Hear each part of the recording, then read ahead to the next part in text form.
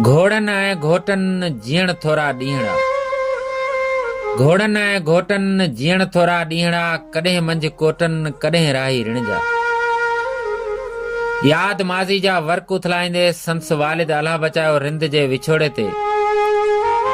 दर्दनाक तहरीर लिखी ॻोठ इब्राहिम रिंद लॻ नबीसर रोड खां अनवर हुसैन रिंद। ज़िंदगी अनेक पीड़ाइनि मां गुज़रे थी।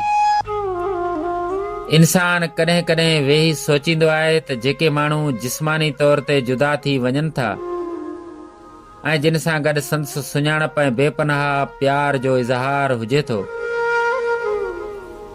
ऐं पोइ उहो इंसान के अणॼातल मंज़िल ॾांहुं हलियो वञे,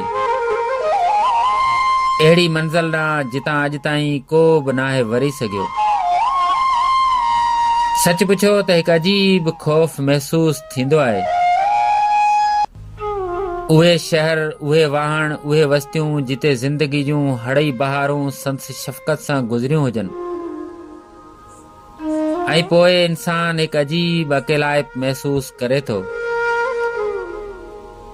19 अगस्त 2019 जी उन अभागी सुबुह जो तस्वर अॼु बि जॾहिं ज़हन ते तरी अचे थो त ईअं महसूस थींदो आहे जीअं ज़िंदगी कंहिं ॼार में फाथल हुजे।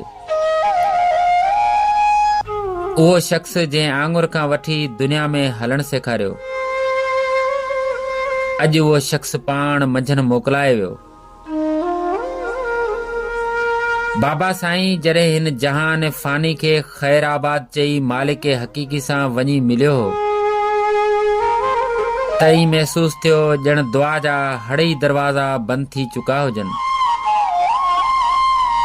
दुआ आहे त अल्लाह ताला बाबा साईं खे जन्नत अल फिरदौस में आला मक़ाम अता करे